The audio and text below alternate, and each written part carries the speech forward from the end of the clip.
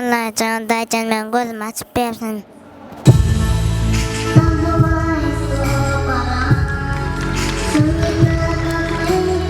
Türkmenistan'dan gelen kiçicik perişte gözleri watyly Serdar ve Leyli Moskvanyň Muslim Magamayev adyndaky Crocus City Hall konsertler zalynda aýdym aýdyp müňlerçe adamyň kalbyny eýilemegi başardy. Bu 8 ýaşly Leyli'niň uly sahna çykyp eýýäm 20-nji gezek çykys etmegi boldy. Leyli'nin bu dünyada bary ýogy 2 tane arzuwy bar. Leyli warp 3 ýaşyndan bäri bir sahnada bildi Rus estrada ýyldyzy Diana Gurtskaya bilen durup aýdym aýtmagy höwet edipdi. Onun bu arzuwy hasyl boldy. Türkmen gyzy Leyli Diana Gurtskaya bilen birlikde her ýyl geçirilen Ak Hasa adly halkara hayır sahabat festivalini açdy. Diana Gurtskaya Türkmen gyzy Leyli barada şeýlediydi.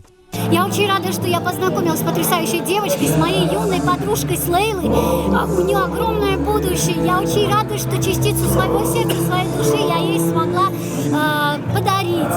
Я очень люблю Туркменистан. Надеюсь, мы неоднократно приедем к вам.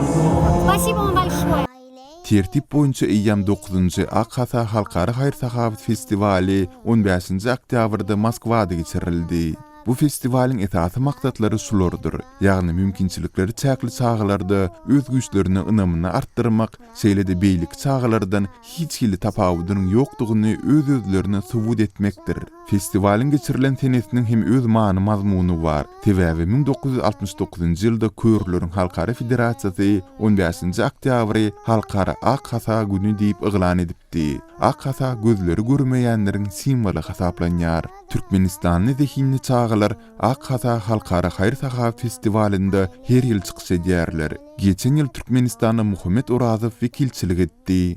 Mele goş, yitirmesen yele goş.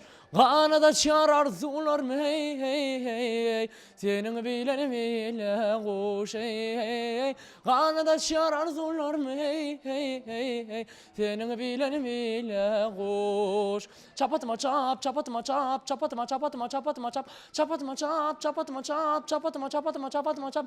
Kar gözlü gülüme wak gülüme gülüme. Azatlyk Radiosu öz gezeginde Yeňme Jemgyýetçilik birleşiginiň direktori Gulya Çörekliýewadan Muhammedin häzirki ykbaly bilen gyzyklandy. Он сейчас в 9 классе учится и является такой, знаете, звездочкой в своем центре, в нашем городе. Почему? Потому что ни одно мероприятие, ни один концерт не обходится без его песни.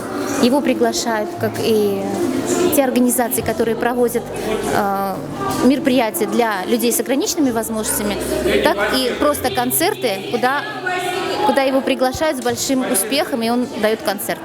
Festivaliň tahtnasynda mümkinçilikleri çäkli çağlar bilen birlikde Russiýanyň belli estrada ýyldyzlary hem çykyş etdiler. Olaryň arasynda Alsu, Vika Tsiganova, Denis Maydanow, Diana Gurtskaya, Andrey Kovalýov dagy hem bardy. Türkmen gyýjagy Leyli festivaliň öz boluşly bezegine öwrüldi. Ýyldyzlaryň köpüsi Leyli bilen surata düşdiler, degişdiler we aýdym aýtdylar. Смотри, а еще такая есть песня. Нет, дай ручку мне, ну кто ты? Вот смотри. Есть такая песня, еще смотри. Лейли, Лейли, ла-ла-ла. Ты посмотри, будет этот мир, где добро всегда царит, мир, который нужен мне.